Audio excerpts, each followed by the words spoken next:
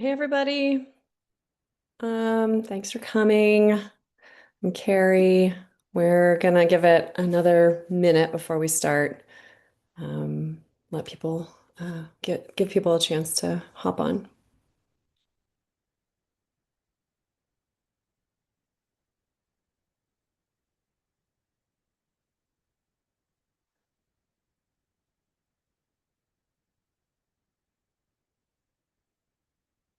And Donovan, can you just monitor are you gonna be on this the whole time? Can you monitor the chat for me?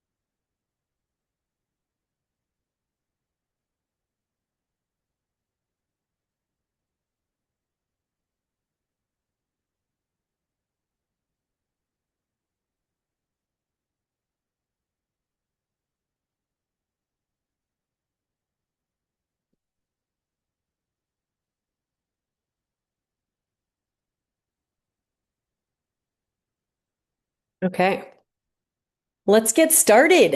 Let's learn some things about Madeira Island.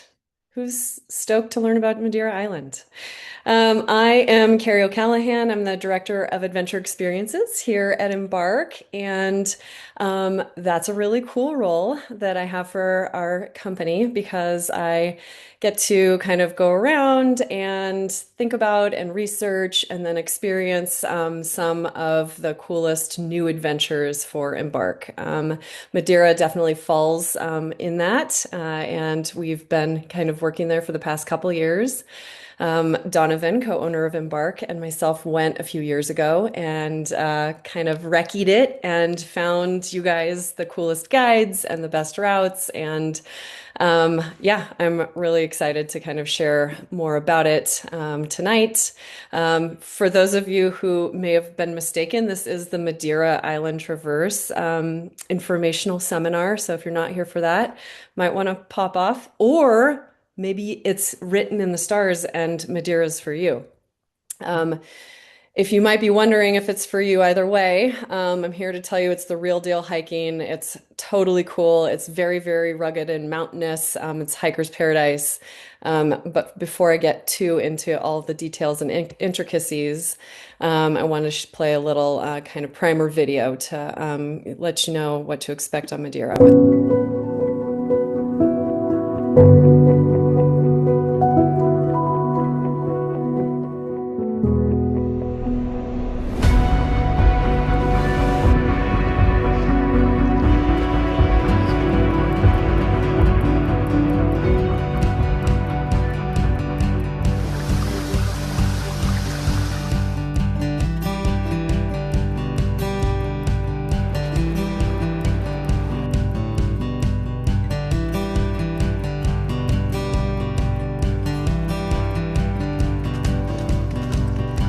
Check that out.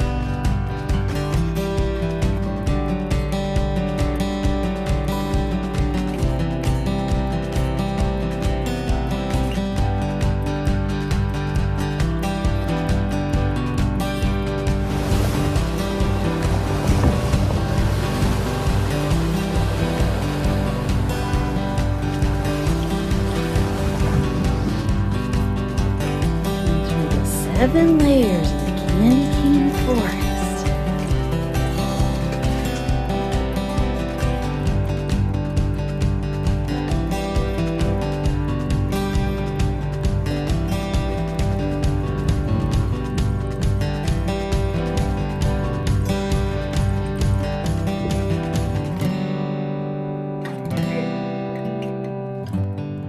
So, a little imagery to get us started off on the right foot. You'll see that it is all of the things. It is mountains, it is valleys, it is oceanside, and it is right here. This is where Madeira is. Where's my pointer? For those of you who don't know where we're talking about in the world, this is Madeira Island. You will see that it's actually technically closer, not just when we look at it on a map, but like in mapping it in mileage, closer to northern Africa than it is to Europe. But the Portuguese found it. If anybody wants to write into the chat when they found it, I had to Google it. They found it a long time ago, and they did not have to colonize it. It wasn't inhabited. So that is a rare circumstance where it's an island that was found by the Portuguese, and they've lived there ever since they found it. It is a really cool location. For those of you who may have been on some other Embark adventures, I see Davin there. I see Joe Fahey. I recognize Keith Riding's name. This is a little bit different than some of the other Embark adventures that we run in that it is a European nation. It has quite a lot of infrastructure, and but it still is amazing, amazing hiking. So that's what we love about it. Some high-level facts about trekking in Madeira. So Madeira is often referred to as it's what is it said, the land of eternal springtime. It's actually a pretty temperate climate, owing to like where it is on the latitude, but traditionally, like the driest months are what we would consider kind of spring, summer, and into our fall. So you can hike it any time of year. You just might get more precipitation in the upper elevations in what we would consider more of winter time. We run kind of determined and dated treks May through October in Madeira. Um, it is a really diverse terrain and it's got really well developed infrastructure, like I was saying. Hiker's paradise, mountains, and ocean. Who could ask for more? Um, the level of difficulty, for those of you who are wondering how hard is this, it's a level 3 on our little rating system that we have here at Embark. So level 1 would be like glamping in New Hampshire, or like our hotel-based stuff in Canada. A level 6 would be a full-on Aconcagua, one of the 7 summits expedition. So this runs like right in the middle of that. The reasons for that rating are the duration. It's only like an 8-day trip. You're staying indoors, and there are no kind of elevation issues. So you're not camping and you're not contending with, starting like Joe Fahey did back in October at 12,000 feet.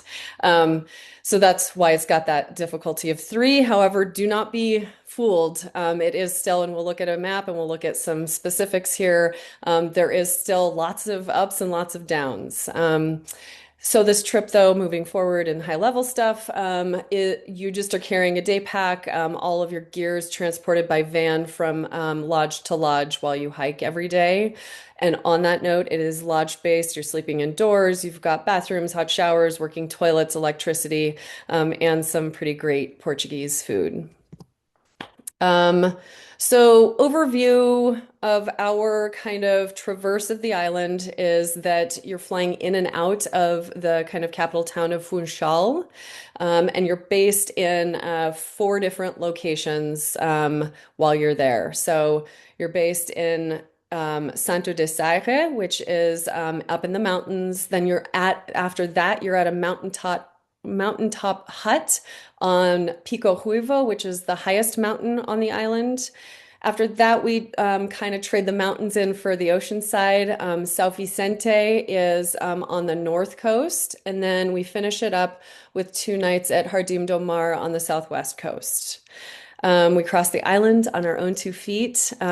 Today, I will do a little bit of a talk about an exclusive slow hiker itinerary that we're running, but primarily the itinerary that we run on Madeira is a full traverse of the island, and that includes hiking one of the most popular hikes, which is hiking between the 2 highest peaks on the mountain, which is Pico Arairo and Pico Ruivo. And then we overnight in an exclusive mountain hut on the highest mountain on the island, which is pretty special. This is the trip map for our traverse. So you see the stars are kind of different bases. You're going to fly in and out of Funchal, but you're going to stay your first night in Machico, which is an oceanside town on the kind of northwest coast, northeast coast. Um, we take our first hike and we do an oceanside walk along the northeast coast. Then from there, we turn inland and we get up into the mountains. That's where we spend our second and third night in a mountaintop lodge called in Santo de Serra. From there, we run kind of the ridge line in the middle of the mountain. Our fourth night is in that mountain hut on Pico Ruivo. And then we continue that ridge line. We pop down on the northwest coast for of São Vicente for the fifth night, and then continuing along, pop down to the south west coast of Jardim do Mar, finishing off that ridge line, and then ultimately doing a big giant descent down into the town of Seixal on the northwest coast. This is how the itinerary is put together and the different hikes that you can expect on the traverse. So that seaside village is called Machico. That's where you will stay the first night and you start your first hike from that physical town. And then that hike is 10 miles and about 1,500 feet elevation gain and loss in that day. The next hike, you will see we definitely ramp it up. We head up into the mountains, 8 miles, and we've got a good climb that day. We've got 4,000 feet and only 2,000 in descent because we're working our way up into the mountains. We tame it down a little bit for the third hike, although you'll see that we've got more elevation loss. So we've got 10 miles and about 3,000 feet gain, about 1,400 feet loss. For our fourth hike, that is, I believe, our hike from the mountaintop hut where we're descending. We're starting to kind of descend. So we've got 8.5 miles, about 1,500 feet ascent and 4,000 feet descent. We kind of take a little bit of a blip on that fifth hike where it's not as um, outstanding of an elevation gain or loss, but you still are getting a 2,200 foot gain because we're kind of getting back up into the mountains that day. And then our final descent, you will see, is a descent. You're losing 5,200 feet as you descend from the mountains all the way down into Seixal and only in 7 miles. And that is, you'll see our different bases at the bottom, 2 nights up in the mountains, 1 night in a mountain hut, one night up in the north coast, and then 2 nights, 2 final nights in the southwest coast. So the different hikes involve like Oceanside. We start on the ocean. We also get into some valleys where we're getting through lots of greenery and we're walking along this thing right here called a lavada. Those are very, very popular. They're kind of notorious. The island is known for these irrigation canals, and those will come into key when we talk about our slow hiker series. This is the walk from Pico Arraio over to Pico Ruivo, the two tallest peaks. It's a very, very popular hike. It does get crowded, but you can't go to Madeira Island without experiencing it. It's like going to New York without seeing Times Square. It's a must-do, and it is breathtaking. You also get to go through tunnels, which is super fun. Some of the tunnels are closed off, and one of the tunnels that we go through is almost half a mile long. Some of them have more of an open atmosphere to them, but all this to say that there's a very diverse kind of set of things that we do when we traverse the island. This is again us mentioning just our different bases, which we already kind of went through. But now here is some kind of imagery for the bases. So this is the town where we start in Machico. This is the lodge we stay at Santo de Serra up in the mountains. You will see that it's got more kind of pine trees and it's got a little bit more of an alpine feel to it. It's definitely chillier up there than it is down on the coast. This is a view from Santo de Serra down to the north coast, so you can see that, yeah, we're getting up there in elevation. So those were our second and third nights. And then our fourth night is at Pico Ruivo in our mountain hut, which is much more than just a hut. It's quite nice.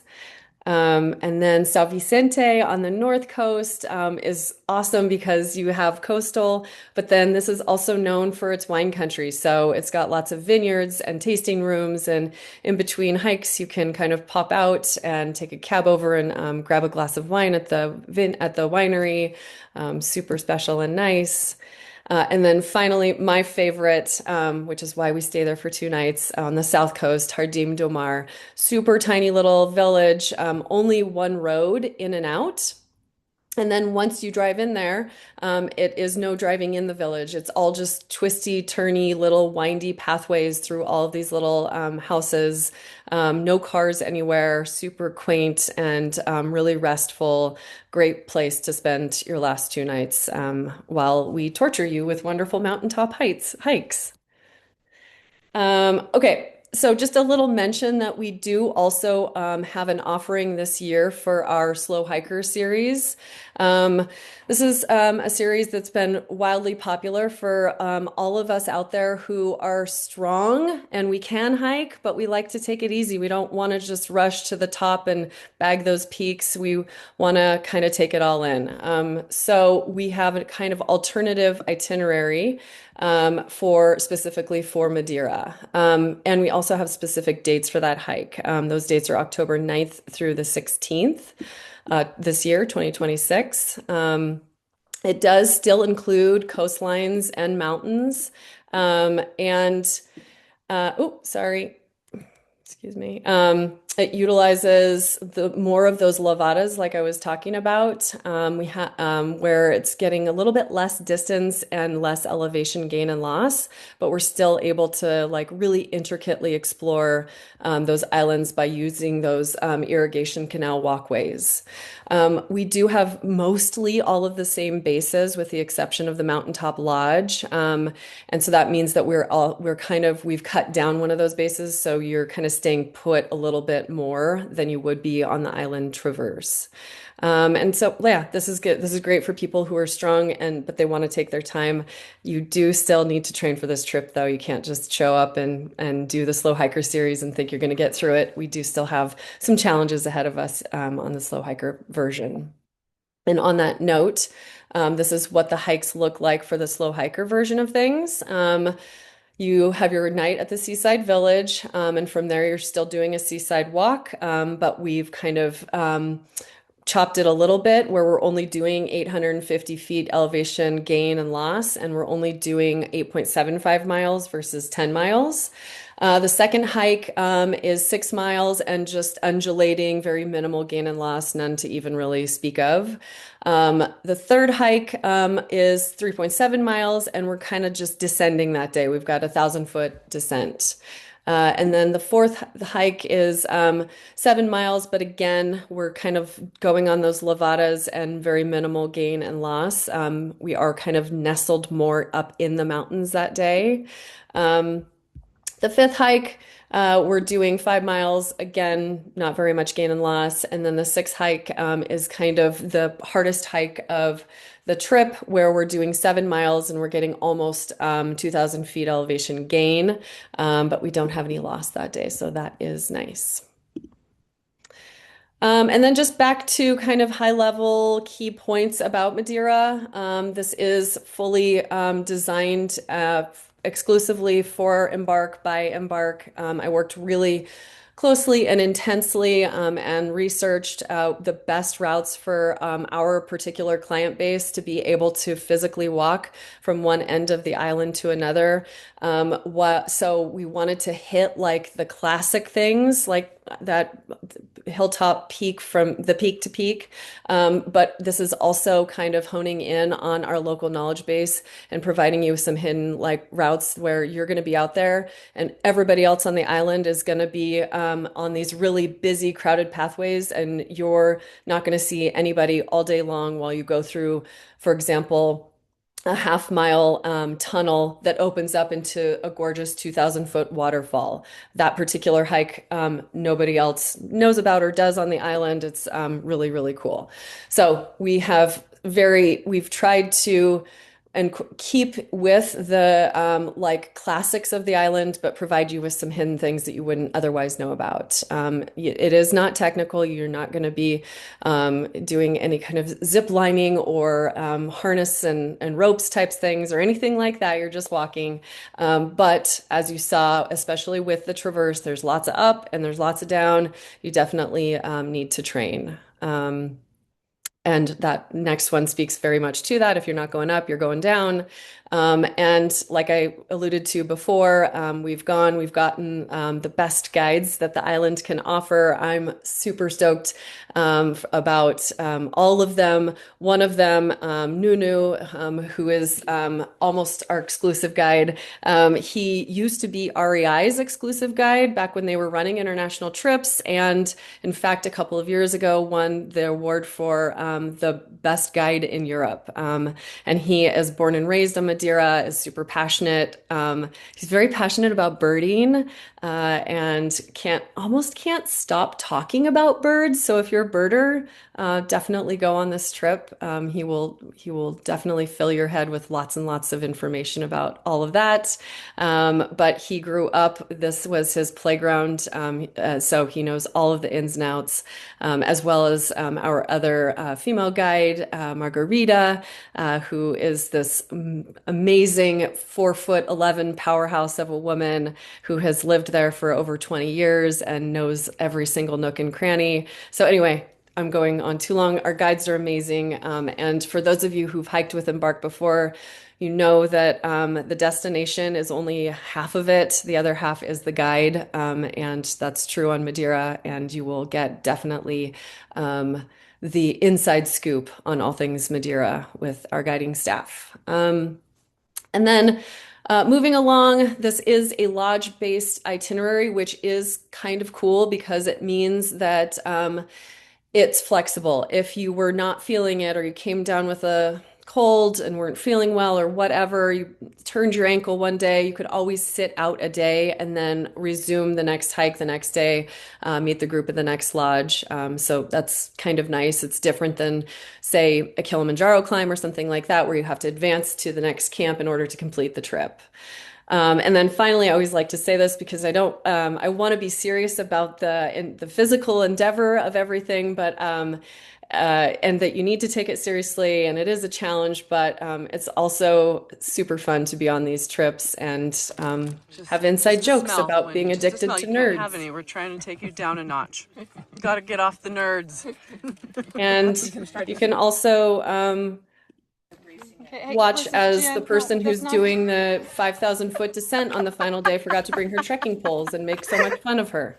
And then later on have inside jokes about it with those people forever. So just a reminder how fun it is to come on Embark treks. And then for those of you who haven't been on an Embark trek before and are thinking maybe you might want to do it, what can you expect from us?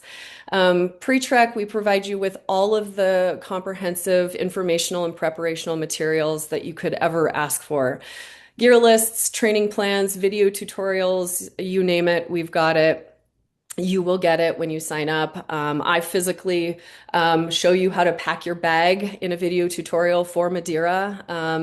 And we have day-to-day, really well laid out training plans for Madeira.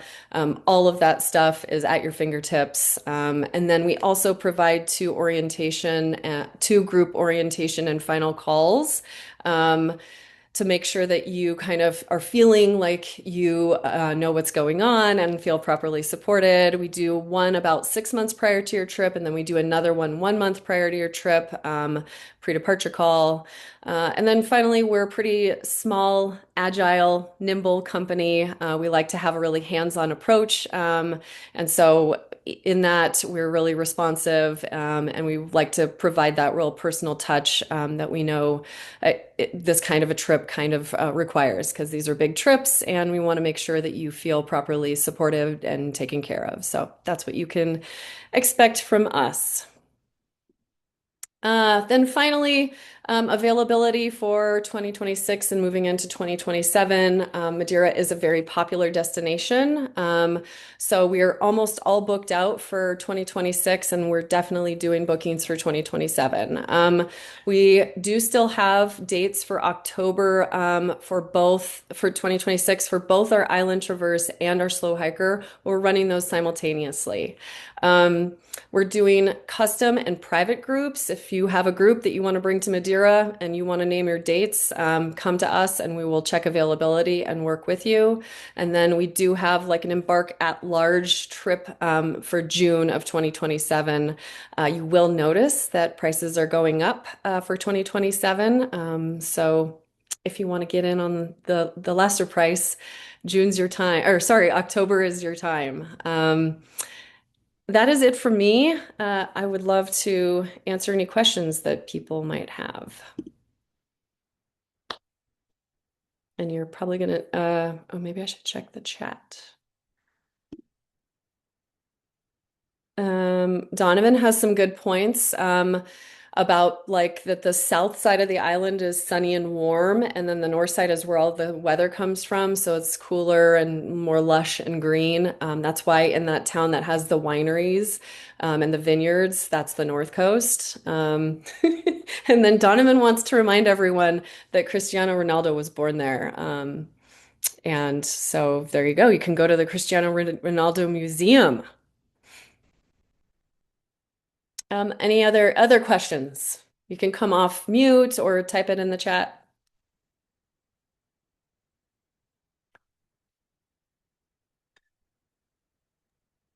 I have a question. So the weather, is it mostly, it looked like mostly warm. I only saw shorts. I don't think I even saw anybody in longer pants. So is it Yeah. summer-ish, spring Yeah, summer-ish weather? it's so that thing I was saying about like eternal springtime is kind of cool. Yeah, it's so it doesn't typically drop less than like 70, 75, and rarely gets over like 80, 85. Um and yeah, most people are always just hiking in shorts. However, you're definitely going to get precipitation because the clouds are just constantly moving in and out. And so that means that your poncho is your best friend on Madeira because it's just far too warm for regular kind of rain, hard shell rain jackets. But you're going to get some precip, especially on those days where we're headed up into the mountains. And that's when you're going to need your rain cover. But then your other challenge when you're down near the coast is that you're getting the heat and the warmth, and you're going to need your shorts and your t-shirts and your sunblock and all of that. And also, thank you. And then also, because it sounds like the gear is basically just getting shipped by van and everything. It's not necessarily going out into the elements. So we don't necessarily need like one of those all-terrain, all-weather bags or anything. Any kind of duffel bag will Correct. do. Correct. You can bring a roller suitcase. You can bring a duffel bag that you have left over from a different trip that you were on. But yeah, it's not required to bring a, waterproof duffel or anything like that. Thank you. Davin, are we gonna see you in Madeira? I think we are. I've not like looked into this, but Chris has been telling me like every couple of weeks, and he's like, "Time is ticking. I'm not bullying you." So I was like, "Let me." I haven't even been on one of these calls yet for this. I don't think.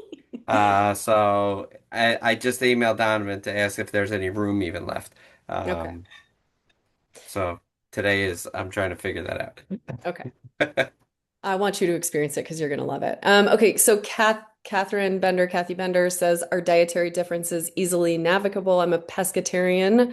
Yes. So we can do vegan, vegetarian, gluten-free, pescatarian, all of that stuff.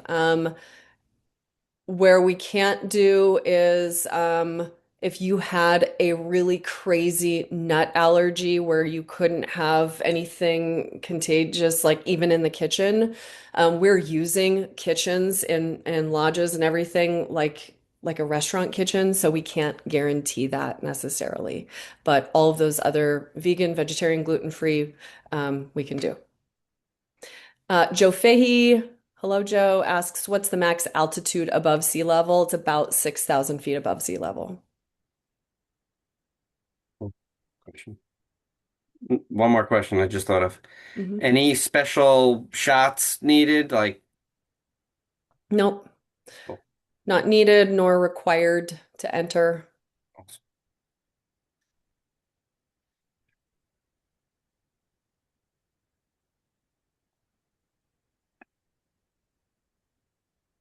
Do you fly directly from the US or route through Portugal?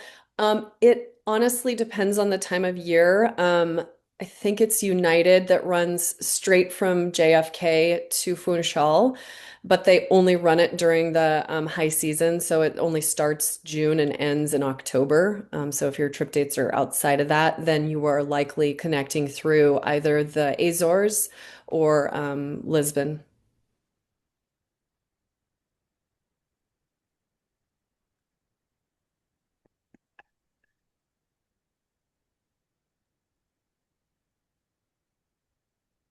Yeah. Sorry, I had one question. Are the trip dates listed on your website? I Donovan, can you speak to that? For everybody who hasn't been on our website, we just rolled out a whole new website on Monday. Um, is Donovan on this still? I am on the Yeah. call. All right. No, the dates are not listed on the website yet. We had to just get the first base of the website up. So, generally speaking, if you want to do the slow hikers, that's this October 9th. Otherwise, there are not any other dates. We're trying to find a system that works, but we just haven't found a perfect one yet.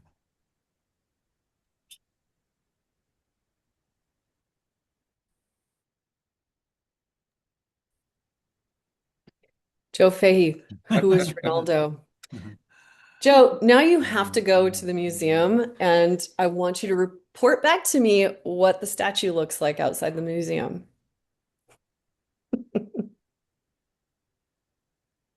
Carrie, this is Paul Huff. Can I ask a question? Sure. Uh, so on the slow hikers, if you're doing less mileage than the other group and the other group will be there simultaneously, how are you catching up if you're staying at the same place? You're hiking totally separately. And you'll see them at the lodge at the hotel when those evenings align. Yeah. Yeah, We're when they run do align, completely what I'm separate. saying is if you're hiking a shorter amount, how do you get then to the lodge? You're obviously not if they're hiking lodge to lodge and the slow hikers aren't going as far, then there must be some sort of transportation to close the gap. Yeah, there is. That's a good question. So those trips are run totally exclusive from each other, totally separately. But what I think you're getting at is how are we getting? So when we are not able to physically walk into our lodge, like we will get picked up, brought to our lodge, and then brought back to the part where we ended.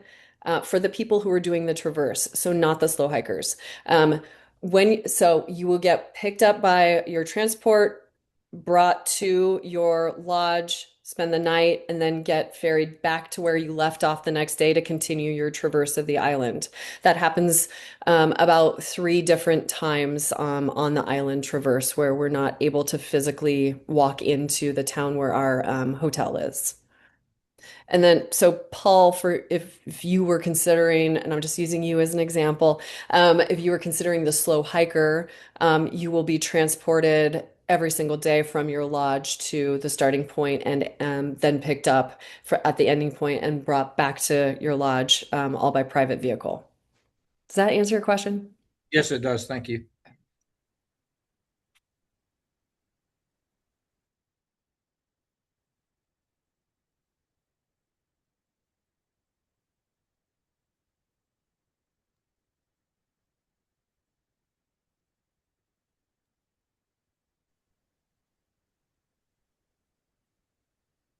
I'll just ask this one last thing, and I'm sorry. I'm sure it was sent. Uh, could I request the link or the packet to for the sign up for the group that's going with Chris Burlow? Yeah, you can. Okay. I'll email it to you. Thank you. Yeah.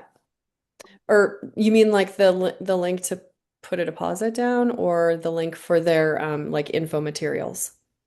Yes, both. Okay. Yeah. Something I want to point out that's a little different with Madeira than some of our other destinations is that you're meeting us at the hotel on the first night. We don't do any airport pickups for this destination because it's a solid kind of European location where it's very, very easy. It's a 5-minute taxi ride from the from the airport to the hotel. On the back end, everybody does get transported from that village on the southwest coast to the airport. So that transport is provided because it's very far away. And then similarly along those lines, your guiding staff will meet you every morning at the hotel, and they will drop you off every evening at your hotel. But they will not be staying with you. They go home to their families in their bases wherever they're based, and then they come back and meet you every day. Catherine Bender says, for clarity, there will be 2 trips in October, Island Traverse and the Slow Hiker. That is correct. They are 2 totally separately run treks, but they're going on the same dates.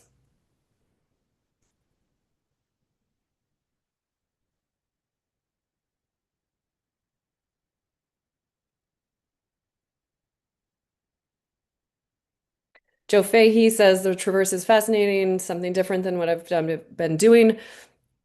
It's true. I was there with the group in June, and everybody was just kind of floored at how diverse this trip was. They kind of signed up for, okay, I guess I'll do some island hiking, and they didn't realize just how cool it would be. And they didn't understand like you're going to be up at the top of the highest peak on the mountain on one day doing with these 360-degree views, and the next day you're going to be going with your headlamp through a tunnel, and then the following day you have these huge eucalyptus tree forests that you're navigating through, and then the final day when you have like that 5,000-foot descent.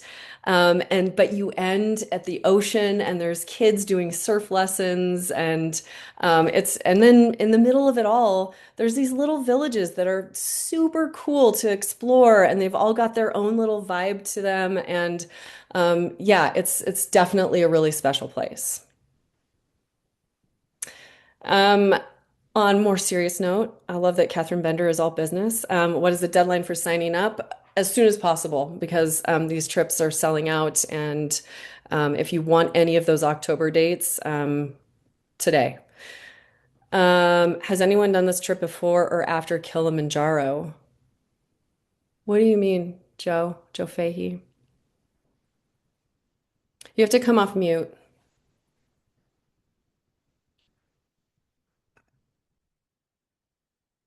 You're still on mute.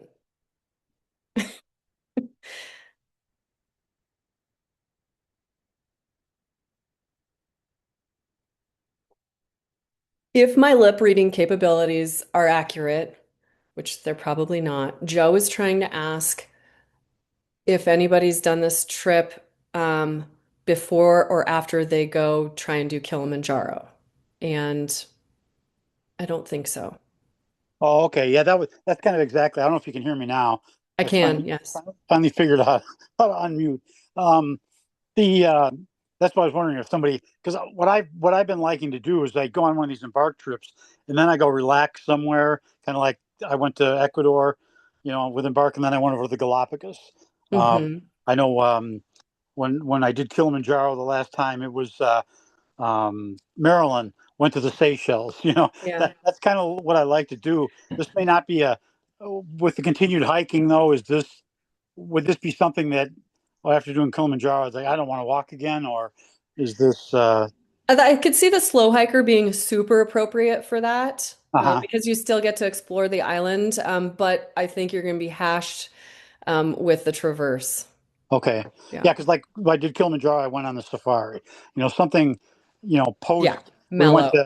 to Everest Base Camp. We went to see the Taj Mahal. We spent a few days in India, so I don't know that I'm doing anything after Annapurna here. I haven't made my plans. Once I get back to Boston, I may just Mhm. stay, going to New Hampshire, because I'll be there with Leslie and Hanka. So Oh, cool. Yeah, yeah, I mean, I guess I hadn't really even thought of it as like a relax after like a harder hike, and Kilimanjaro is kind of down there. I would guess it's probably an 8 hour plane ride. It's far. But the slow hiker thing could definitely be done as like a little relax on an island after doing something hard like Kilimanjaro for sure. all right, all right. Yeah. Yeah, since I'm already going to Nepal in 2026, those around those same dates. It's something to look forward to maybe for 2027 because I really want to get back to those guys before Frederick retires, Oh and yeah. have him as the head guide one more time. But You love him. I yeah, love well, that. Tumani was great too. Tumani really got me to the top the last time. He had some kind of special gummy bear for me that that got me up there. But yeah, I was thinking kind of like this would be a relaxing because I flew when I fly back from Kilimanjaro. I usually end up in Ireland. And that's a more Mm, tolerable flight than flying 14 hours to Chicago. So yeah. I'm thinking this might be a perfect. I've always wanted to see this area. I've been in Spain, but I've never been in Portugal, and this would be out there in the ocean. Which when Donovan said it's like Maui, like I'm like I love Maui. What's more common with Madeira is people come, they do the traverse, and then afterwards they'll join friends and family in Lisbon or Porto and do like the mainland and do some tours up there. That's Okay, well kind that of more common. yeah, that Hmm. might be a possibility too. Yeah. Yeah. Although somebody may, hook me to go to Patagonia next next year, so that's on the wish list too. So Nice. yeah, like I said, this is my fifth trip with Embark. I would never use anybody else. You guys are on the thing. The guides are the best. I mean, the Kilimanjaro guide is like the Michael Jordan of Kilimanjaro. The guys Aw. down in Ecuador were so passionate about their country and I mean there were a lot of people in tears on the last day after lunch. It was pretty moving. So Yeah, you can't go wrong. I can imagine this is the same thing. The people on Madeira are probably passionate about their island, and 100%. that makes it so worthwhile. Yeah. And for anybody who goes, oh, Davin. Because Davin's looking at a private trip date in this year in June. Just make sure that you bust Nuno's chops about how much he likes the birds, please. Because it's turned out to be an inside joke because I think birds are boring. I'm just gonna say it, everyone. All of you birders are gonna hate me, but I think birds are boring, and he loves them so much, and he can't not talk about them. So if you go and you end up signing up, just, rib him a little bit for me.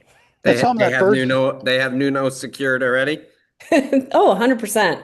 If it's Cool. Burlow's group, it's definitely Nunu. Yeah. Tell them that some of the birds are very tasty. You've heard. We did encounter some chickens before we went into the tunnels, and he was like, "Ooh, lunch." So I guess chickens are not his kind of bird that he loves, We except had for meat. one of those caracaras on. They were right there with us. They were pretty tame.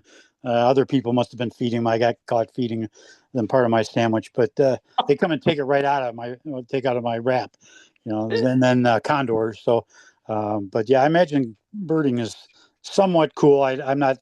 I couldn't identify a bird unless I got a frozen picture of it because if they're flying, it's like no. But yeah, that would be cool to Well, and listen on to. a serious note, people do travel to Madeira for birding. It's like a destination. So if you like to hike and you also are into that, this is a good destination.